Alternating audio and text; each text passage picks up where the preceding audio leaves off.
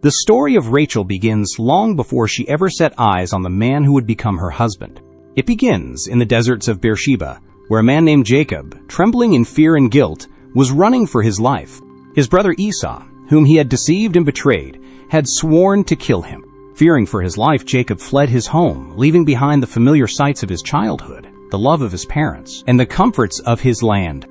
He was alone, with only the memory of his deceit and a desperate hope for redemption. It was his mother, Rebekah, who had sent him away to seek refuge with her brother Laban in the distant land of Haran. The road before Jacob was long, and his journey through the harsh terrain was filled with uncertainty. As he walked, the weight of his actions pressed heavily on his heart. The anger of his brother Esau burned in his mind, and the fear of what awaited him in Haran haunted his every step. After days of travel under a scorching sun, Jacob arrived at a well in the middle of a vast field. His body was weary, his soul burdened, but he could sense that something significant was about to happen. As he approached the well, he met the eyes of local shepherds, who, seeing his weariness, offered him information about their hometown. "We're from Haran," they said, and Jacob's heart leapt in his chest. Haran. It was the place he had sought, the land of his ancestors, the place where his future would be decided. "Do you know Laban, the son of Nahor?" Jacob asked, his voice filled with hope. The shepherds nodded, confirming that they knew Laban. Just as Jacob was about to speak again, the shepherds added, "Look, here comes his daughter Rachel with the sheep." At that moment, Jacob turned his gaze and saw her, Rachel. She was unlike any woman he had ever seen. The scriptures describe her as lovely in form and beautiful, but those words fail to capture the radiance that seemed to surround her. She walked with an air of grace, her presence commanding attention. Her beauty was not just in her appearance, but in the way she carried herself, confident, capable, and strong. She was a shepherdess, guiding her sheep with skill and authority, traits that most women of that time did not possess. She was not just a pretty face. She was a woman who worked, who toiled in the fields, whose strength was as evident as her beauty. Jacob's heart raced as he watched her approach. Everything in him stirred with a feeling he had never known. It was as though the very moment of his arrival in Haran was ordained by God, that his life was about to change forever. Moved by an overwhelming impulse, Jacob did something that no one had ever seen him do before.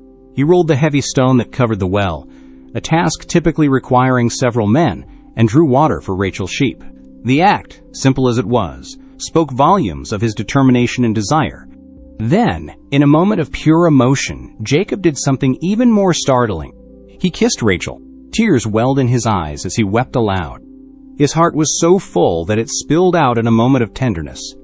He had no words to express the overwhelming emotions that surged through him. All he could do was weep in front of this woman who had captured his heart without even knowing it. Rachel, startled by the unexpected display of affection, ran to her father to deliver the news. When Laban heard of Jacob's arrival, he ran to meet him, embracing him with open arms. There was no hesitation, no suspicion, just the immediate warmth of family. Laban kissed Jacob, and together they celebrated the reunion. Jacob stayed with Laban for a month, working alongside him, tending to the flocks, and beginning to form the bond that would define the rest of his life. But as the days passed, something more than just familial warmth began to grow in Jacob's heart. He found himself falling deeper and deeper in love with Rachel. She was everything he had hoped for, and more. Her strength, her beauty, her grace, all of it captivated him. And as Jacob worked beside her, his feelings for her only grew stronger. At last, Laban, seeing the work Jacob was putting in, asked, "Just because you are a relative of mine, should you work for me for nothing? Tell me what your wages should be." Jacob, who had no wealth of his own to offer, did not hesitate for a moment. He knew what he wanted, and he was willing to work for it. "I will work for you 7 years in return for your younger daughter, Rachel," he declared. And so, the agreement was made. 7 years of labor for Rachel's hand in marriage. Jacob's love for her was so deep that the years seemed to pass by in the blink of an eye. The labor, though demanding, felt like mere moments to him. His heart was fully committed to Rachel, and the work was nothing compared to the reward he hoped for at the end of it. For 7 long years, Jacob worked tirelessly under the burning sun, leading Laban's flocks, tending to the sheep, and carrying out the laborious tasks that were required of him. Day after day he toiled, but not for wealth or recognition. His reward was something far more precious: Rachel, the woman he loved. The work was grueling, but in his heart it was worth every drop of sweat, every ache in his body. His thoughts were consumed with her. The vision of her graceful form, her gentle strength, and her radiant beauty filled his mind as he worked. Each day, he worked not just for her hand in marriage, but for the joy of being united with her in a bond that he believed was ordained by God. As the years passed, Jacob's love for Rachel grew deeper. There was no doubt in his heart that she was the one he was meant to marry. He was consumed by thoughts of their future together, of the family they would raise, and of the life they would share. The 7 years felt like nothing more than a brief moment in time. So intense was his devotion. Every day that passed, he drew closer to the hope that one day he would hold her in his arms, that she would become his wife. Rachel, too, must have felt the weight of the years. She had lived with the knowledge that Jacob had worked for her, that he had labored for 7 years to win her love. This was no ordinary courtship. This was a love that demanded sacrifice. This was a man who had shown through his actions how much he truly cared. But as the day of their wedding drew nearer, Rachel too must have wondered about the future. Her heart, like Jacob's, had to be filled with anticipation. She too had waited for the day when she would become his bride, when her love would be returned in full. But as with so many great love stories, this one would not unfold without complications. The time had come for Jacob and Rachel to be united. But what Jacob could not have known was that the path to their union would be fraught with deceit, betrayal, and heartbreak. The wedding day arrived at last. Jacob's heart must have raced with joy and expectation. He had worked for this moment for so long, and now it was finally within reach. The day was filled with celebration. There was music, laughter, and feasting. The air was thick with joy, but beneath the surface something dark was stirring. Laban, who had always seemed warm and welcoming, now had an agenda of his own. He was determined to secure his daughters' futures, but not in the way Jacob would have hoped. In their culture, it was customary for the older daughter to be married first before the younger, but this tradition was not something Jacob had been told about. Laban, fully aware of the arrangement Jacob had made for Rachel's hand, did not reveal the full truth. Instead, he kept his plans hidden, knowing full well that he intended to deceive Jacob on the night of the wedding. That night, as the wedding festivities continued, Laban arranged for his older daughter Leah to be veiled and brought to Jacob's tent in Rachel's place. Jacob, lost in his own anticipation and desire, did not realize the deception that was unfolding. Under the cover of darkness and veiled by tradition, Leah entered the tent and became Jacob's wife. In the silence of the night, Jacob consummated the marriage, believing that he was with Rachel. The next morning, when the light of day revealed the truth, Jacob awoke to a shocking sight. It was not Rachel lying beside him, but Leah, her eyes downcast in the early light. Jacob, filled with disbelief, cried out in shock, "What is this you have done to me? I served you for Rachel, did not I? Why have you deceived me?" His voice cracked with the pain of betrayal. Laban, unmoved by Jacob's anguish, calmly explained, "It is not our custom here to give the younger daughter in marriage before the older one." The words were cold, the reality a harsh truth that Jacob had never expected. Laban, with a calculated smile, offered a solution. "Finish this daughter's bridal week, and we will give you the younger one also in return for another 7 years of work." Jacob, though enraged and heartbroken, agreed to the terms. His love for Rachel was so great that he could not walk away, even after the cruel betrayal he had suffered. And so, 1 week later, Rachel was finally given to him as his wife.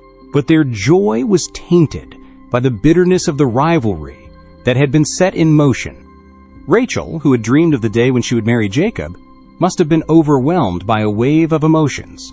Her joy was tempered by the knowledge that her sister Leah had been given to Jacob first, and that the love she had hoped for had been shadowed by deceit. Her heart, too, must have been torn between the joy of becoming Jacob's wife and the sorrow of seeing her sister, whom she had always been compared to, now married to the same man.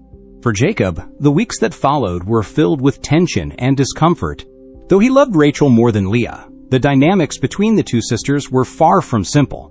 Leah, the unloved sister, must have felt the sting of rejection, and Rachel, though finally married to Jacob, now had to share him with her sister, a painful reality that would shape their relationship for years to come. But the true test of Rachel's patience and faith was yet to come. For though Jacob's love for her was steadfast, there was one thing that Rachel did not yet have: children. And in the world of the ancient Hebrews, a woman's worth was often measured by her ability to bear children, particularly sons. As time passed, Rachel's joy at being married to Jacob slowly began to fade, replaced by an aching emptiness. She had won his heart, but she could not give him what he needed most, a child. The story of Rachel's love and longing took an unexpected turn after her marriage to Jacob. Though she had worked hard to win his heart, she found herself trapped in a tangled web of rivalry and unmet desires. For in the world they lived in, a woman's value was often tied not just to her beauty or her marriage, but to her ability to bear children. Jacob, who had worked 14 years to marry Rachel, loved her with all his heart. He had shown his devotion by laboring for years, and his affection for her was evident in every glance, every touch. But despite his love for Rachel, there was a heartbreaking absence she was unable to conceive, and so began the painful years of waiting. The joy of their marriage was clouded by a deep sorrow that Rachel carried silently within her. Leah, her sister, who was less loved by Jacob, bore son after son. The first child was Reuben, followed by Simeon, Levi, and Judah. Each son carried with him a new wave of pain for Rachel. Each birth reminded her of her own inability to bear children, and with each new child Leah bore, Rachel's sorrow deepened. Rachel's sense of inadequacy grew. In a time when a woman's place in the household was often measured by her ability to produce heirs, Rachel's worth seemed diminished. She had the love of her husband, but not the one thing that could secure her place in his heart and in the family's legacy. Children. It was not just her own pain she felt. It was the quiet, constant humiliation of being unable to do what was expected of her. As Leah's children grew, and her relationship with Jacob deepened through their shared offspring, Rachel's heart grew more desperate. There were no words to comfort her. She had been chosen, loved, and wanted, but the one thing that could complete her life, that could fill the emptiness she felt, was a child. As the months and years passed, Rachel's once radiant beauty began to dim under the weight of this unfulfilled longing. One day, Rachel's frustration and sorrow reached a breaking point. Unable to bear the pain any longer, she cried out to Jacob in her desperation. "Give me children, or I will die," she pleaded, her voice raw with anguish. Her words were not just the cry of a woman who longed for a child. They were the desperate wails of someone who felt unseen and forgotten by God. The weight of her longing, of years of waiting, had become too much to bear. Jacob, though deeply moved by her pain, could only respond with frustration. "Am I in the place of God, who has kept you from having children?" he asked. His words were harsh, but they were not meant to harm. He, too, felt helpless. He loved Rachel, but there was nothing he could do to change the fact that she was barren. The very thing she longed for, children, was something only God could grant. It was a painful truth, one that neither Jacob nor Rachel could escape. But Rachel was a woman of action, a woman who could not sit idly by in the face of her suffering. She decided to take matters into her own hands. In a desperate bid to have children, she resorted to a practice that was common in the time. She gave her maidservant Bilhah to Jacob as a surrogate. Rachel said, "Here is my servant Bilhah. Sleep with her so that she can bear children for me, and I too can build a family through her." Bilhah conceived and soon gave birth to a son, whom Rachel named Dan, meaning God has vindicated me. The birth of Dan was a bittersweet victory for Rachel. It was a child, yes, but not her own. It was a son that she could not claim as her own flesh, and yet it brought her a sense of validation, a brief respite from the sting of infertility. Rachel's hope, however, did not last long. The birth of Dan was quickly followed by the birth of another son, Naphtali, whose name meant, "I have had a great struggle with my sister, and I have won." This, too, was a victory of sorts, but it was a hollow one. Though Rachel had finally had children, they were not of her body, and the rivalry between her and Leah intensified. As if to retaliate, Leah, who had already given birth to 4 sons, decided to follow Rachel's lead. She gave her own maidservant, Zilpah, to Jacob. Zilpah soon conceived and bore 2 sons, Gad, meaning good fortune, and Asher, meaning happy am I. Leah's actions stung Rachel deeply. Her sister, who was already blessed with children, now sought to surpass her by using the same method Rachel had chosen. The rivalry between the 2 sisters escalated. What was once a painful but silent contest for Jacob's love had now become a battle for the legacy of their family. Each son born to Jacob, whether from Rachel, Leah, or their maidservants, was a victory or a defeat in the battle for Jacob's attention, affection, and the legacy they would leave behind. For Rachel, this was not just a race for children. It was a struggle for her identity, her worth, and her place in the family. Despite her initial successes with Bilhah, Rachel remained barren. Leah's children continued to grow, and Rachel's heartache deepened with each new birth. She began to feel like a failure, as if God had forgotten her. The woman who had once been desired above all others now felt the weight of her inadequacy more deeply than ever. In the midst of this turmoil, Rachel's pain reached a new height. She began to question her place in the world and in Jacob's heart. The love that had once seemed so pure and unshakable now felt like a distant memory. She had fought for Jacob's love, but now she found herself fighting for something even more elusive, the blessing of motherhood. The competition with Leah was no longer just about a place in Jacob's heart. It was about defining her worth, not just as a wife, but as a woman. The tension between Rachel and Leah, both wives of Jacob, had long simmered beneath the surface, but with each passing year, it began to rise.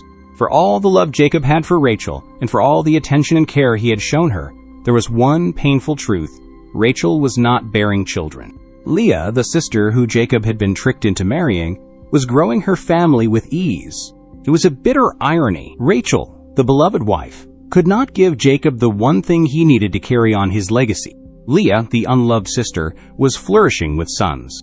Leah's firstborn, Reuben, was followed by Simeon, Levi, and Judah.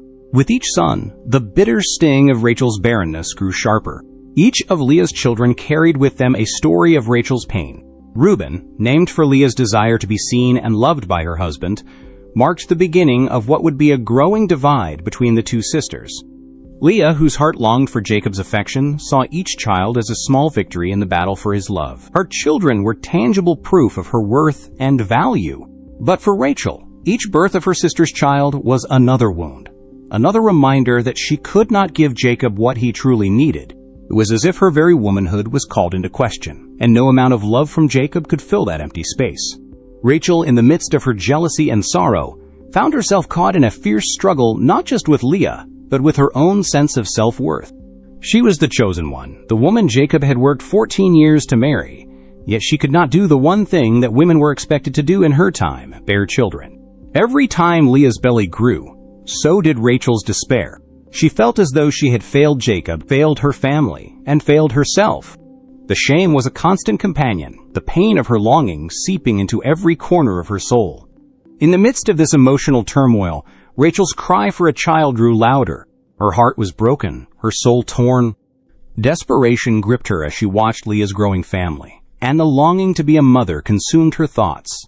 She had already resorted to giving her maidservant Bilhah to Jacob as a surrogate.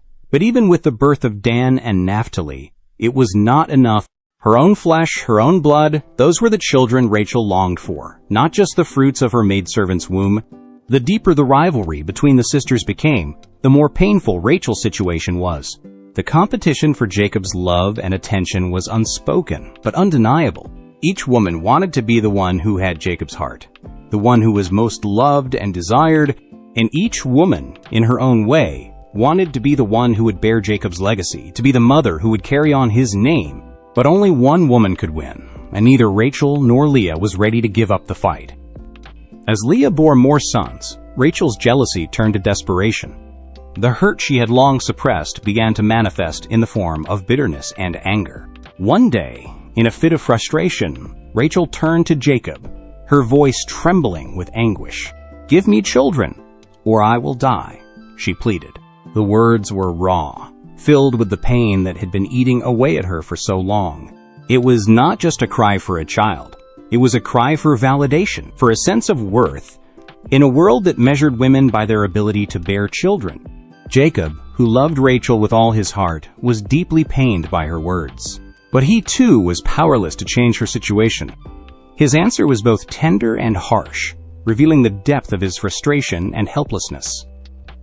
"Am I in the place of God, who has kept you from having children?" he asked. His words were not meant to hurt her, but they did.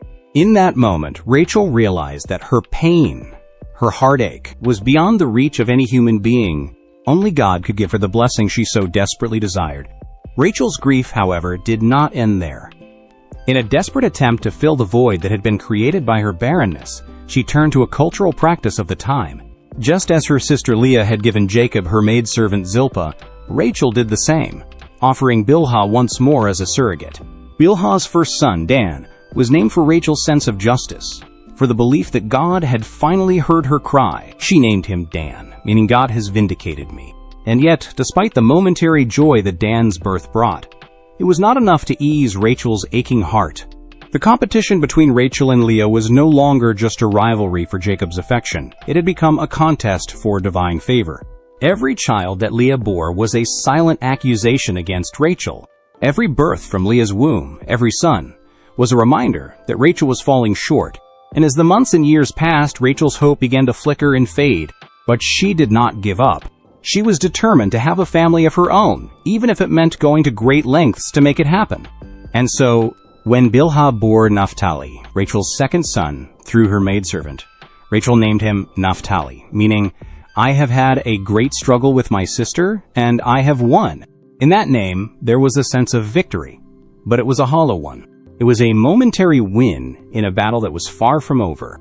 Yet even as Rachel celebrated these small victories, she could not escape the harsh truth that Leah had already given birth to 4 sons.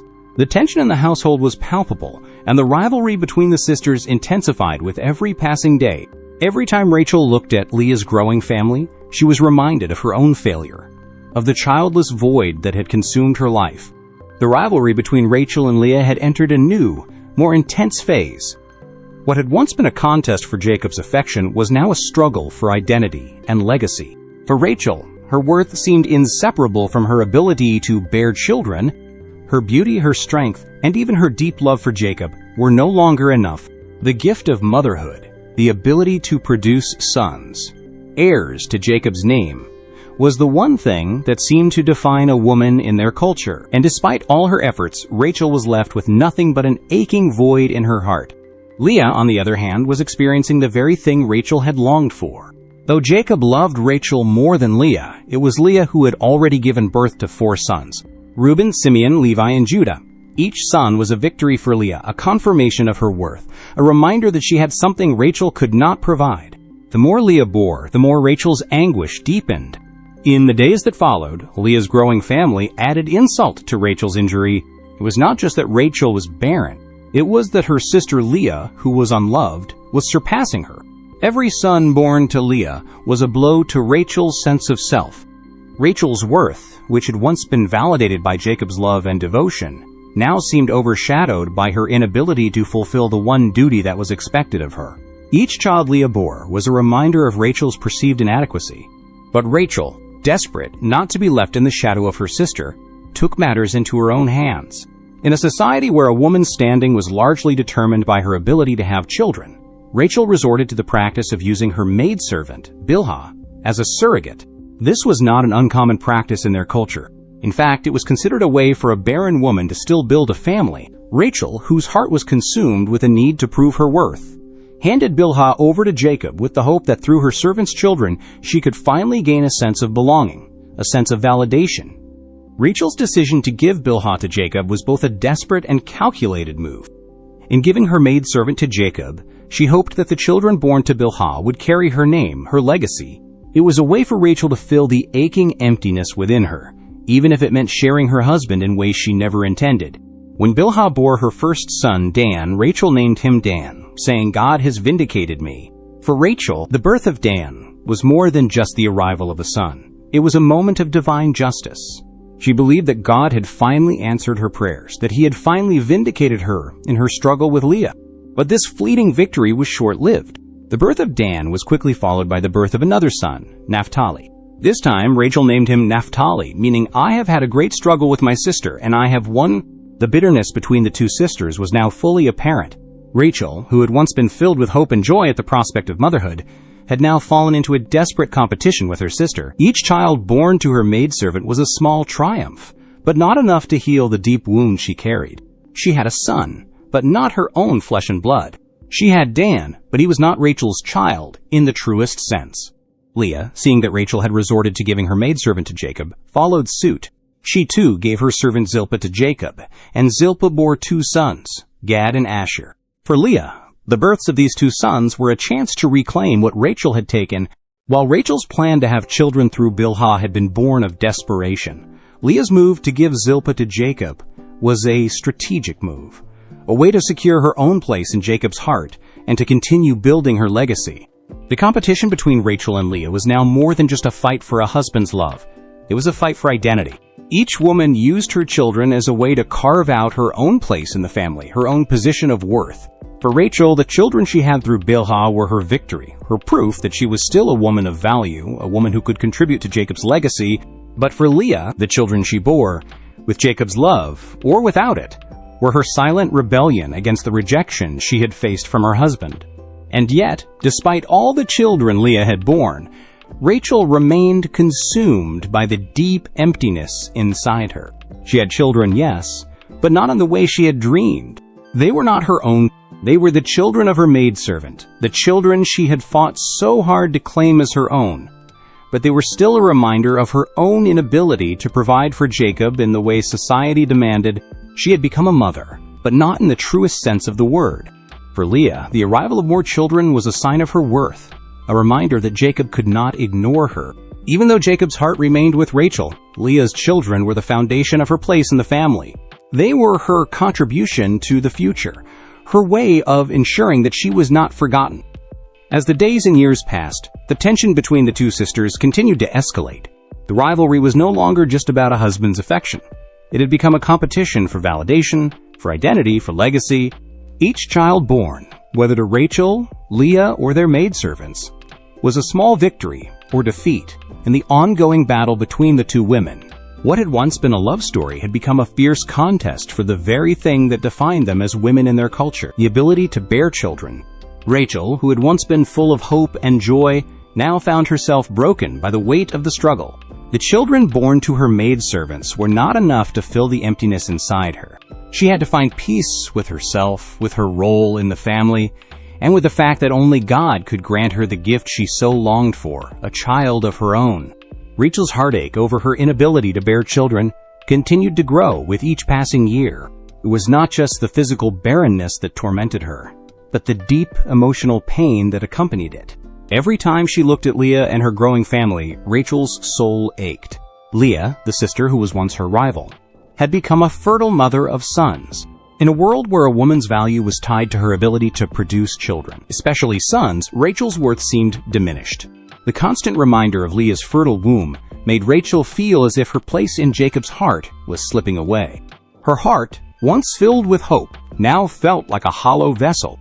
Though Jacob loved her deeply, and though she was his chosen bride, she could not give him the one thing he needed most: children. Leah's sons were a daily reminder of Rachel's own failure. They carried with them an undeniable proof of Leah's triumph over her, a silent accusation that Rachel was not enough. It was not that Rachel did not love Jacob, it was that she could not fulfill the expectations placed upon her. Expectations that were not just societal, but also deeply personal. As Leah continued to bear sons Reuben, Simeon, Levi, and Judah, Rachel found herself on the sidelines of a family that was growing in ways she could not. Every name that Leah gave her sons names that spoke of her longing to be loved by Jacob was a reminder that Rachel could not give Jacob the sons that he needed. The jealousy Rachel felt toward her sister, once dormant, began to fester.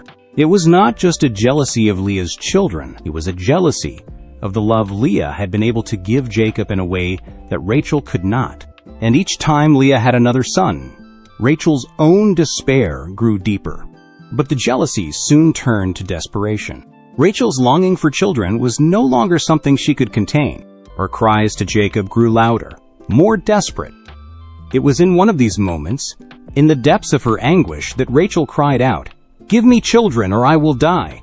Her voice was raw, her words filled with the pain of years of waiting, of longing, and of seeing others receive the blessing she so desperately sought. It was a cry not just for children, but for validation, for a sense of worth that seemed to be slipping away with each passing day. Jacob, though deeply moved by Rachel's pain, was frustrated. He had no answers for her. There was nothing he could do to change her situation. "Am I in the place of God, who has kept you from having children?" he asked. His words, though harsh, were meant to convey the helplessness he felt. He too was caught in the painful reality that Rachel's barrenness was something beyond human control. Only God could grant her the children she longed for. Rachel, however, could not sit idle.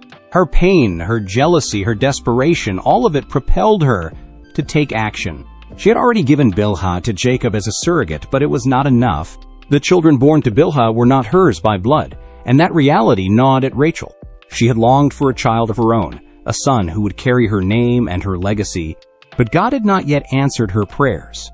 The idea of using Bilhah to bear more children may have brought Rachel temporary relief, but it did not fill the emptiness in her heart.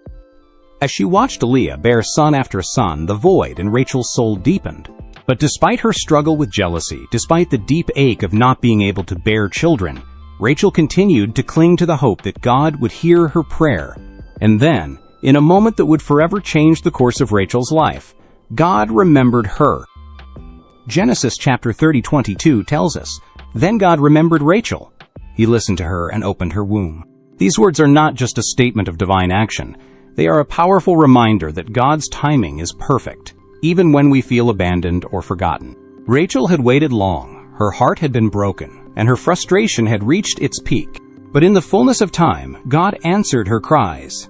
The same God who had opened the wombs of Sarah, Rebekah, and Hannah now opened Rachel's womb.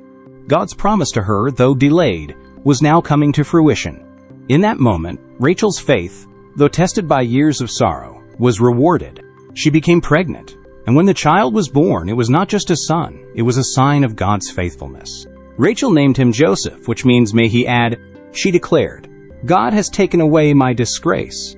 With those words, the weight of years of longing, of feeling unseen and forgotten, was lifted. She had a son, and in that son was the fulfillment of a promise that God had not forgotten her, that her pain had not been in vain. Joseph's birth was more than just a personal victory for Rachel. It was a symbol of God's power to answer the prayers of the brokenhearted. For Rachel, Joseph represented the joy of finally receiving the blessing she had longed for, the end of her waiting, and the beginning of a new chapter in her life. No longer would she be defined by her barrenness. No longer would she be seen as the woman who could not bear children. She was now the mother of Joseph, the child who would play a pivotal role in God's plan for Israel's future. But as Rachel celebrated the birth of Joseph, her heart still burned with desire for another child. In Genesis chapter 30:24, she prayed, "May the Lord add to me another son." This was not just a prayer for herself. It was a prayer for a legacy. Rachel knew that Joseph was a gift from God, but she could not shake the longing for a second child, a son who would complete the family she had dreamed of.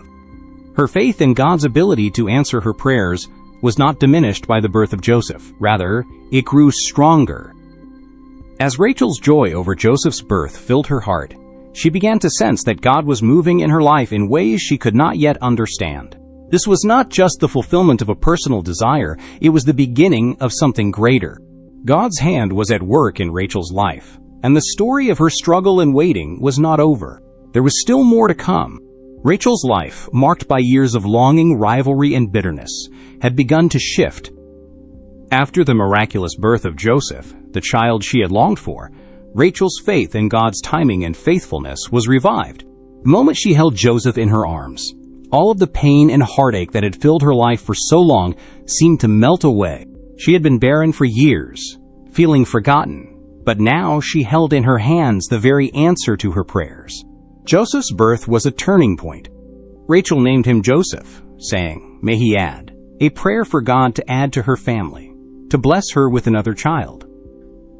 In Joseph, Rachel saw not only the fulfillment of a promise, but also the hope of a future. She believed that God had not only answered her cry for a child, but also that he had a purpose for Joseph, a purpose that would be revealed in time.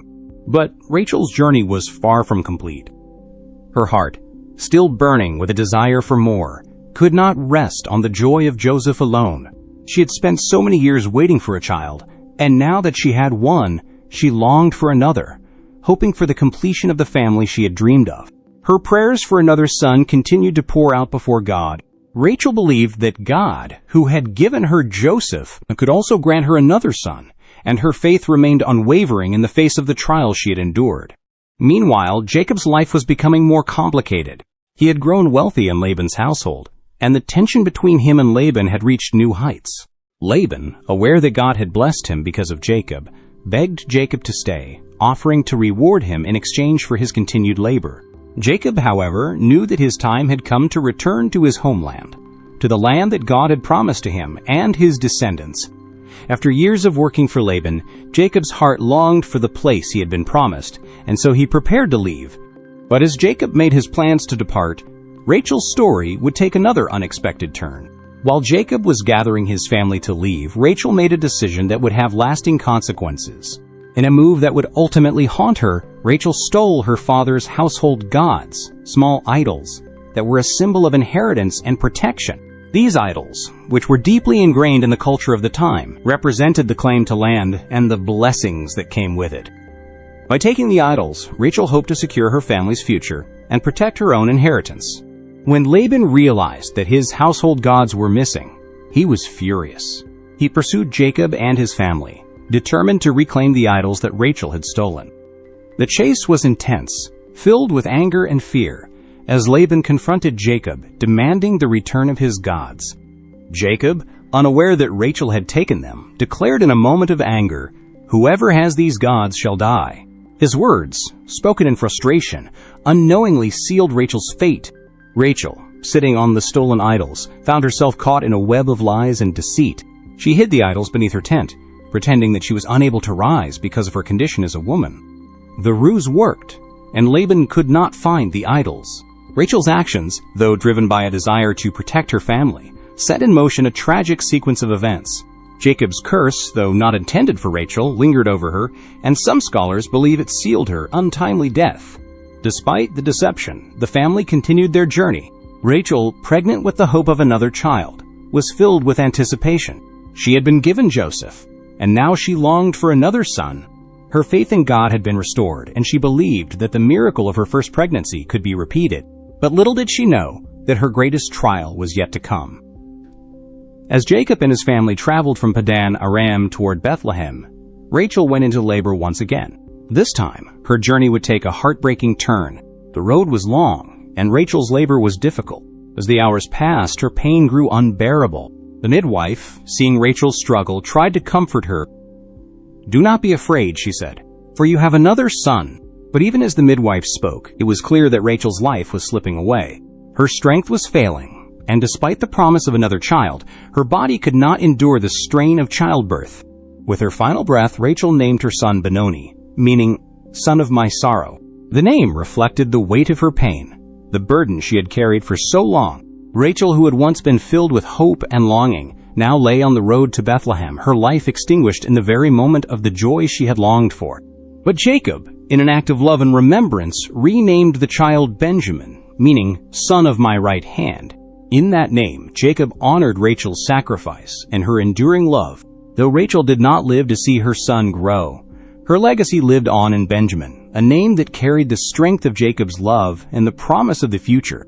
Rachel's death was a tragic moment in the story of the Israelites, but her legacy was far from over. Benjamin would grow to become the founder of one of the 12 tribes of Israel, and his descendants would play a significant role in the nation's history. Among them was King Saul, the first king of Israel, and later, the tribe of Benjamin would become known for its warriors and leaders. Rachel's story, marked by sorrow, longing, and sacrifice, was one that would echo through the generations. She had been a woman of great faith, a mother who had endured years of heartache and waited for the fulfillment of God's promise. Though her journey ended in sorrow, her faith and legacy would continue to shape the destiny of Israel. The narrative of Rachel's life, though marred by profound sorrow, was also marked by deep hope and an unwavering faith that carried her through the darkest of times. After the birth of Benjamin, her second son, Rachel's journey came to an unexpected and tragic end. The pain she had carried throughout her life, an aching longing for children, the bitter rivalry with Leah, the jealousy and heartache that had consumed her for years, had finally led her to a moment of profound sacrifice and loss. Rachel's death, far from her homeland and far from the comfort of a permanent resting place, was a reminder of the fleeting nature of life. She had traveled from Haran with Jacob, her heart filled with dreams of a family, and her soul driven by the faith that God had not forgotten her. She had waited long for a child, and when God answered her prayer, it was in a way she had never expected. Joseph, her beloved firstborn, was the answer to years of longing, and Benjamin, the second son she had so desperately prayed for, was the culmination of her hope. But in the moment of joy, her life was taken. As she lay dying after giving birth to Benjamin, her strength faded, and the hope she had carried for so long slipped from her grasp. Rachel's last words, naming her son Benoni, son of my sorrow, were a reflection of the pain she had endured throughout her life. Her sorrow, which had been with her since her days of barrenness, had followed her to the end. Yet, even in her final moments, Rachel's love for her children was evident. She named Benjamin with a name that spoke not of her sorrow alone, but of the promise of the future. Jacob, though deeply grieving his wife, renamed him Benjamin, son of my right hand, a name that would forever carry the weight of Rachel's sacrifice and the hope of a future yet to be written. Jacob, in his sorrow, built a monument over Rachel's tomb. It was a pillar that would stand as a lasting reminder of her legacy and the love they had shared. This pillar would endure long after Rachel's death, a tribute to the woman who had given so much to their family, a woman who had endured years of longing and sacrifice. The tomb would become a place of remembrance, a place where the people of Israel would one day pause and reflect on the life of a woman who had shaped their history. Though Rachel died on the road to Bethlehem, her legacy would live on in her sons, Joseph and Benjamin.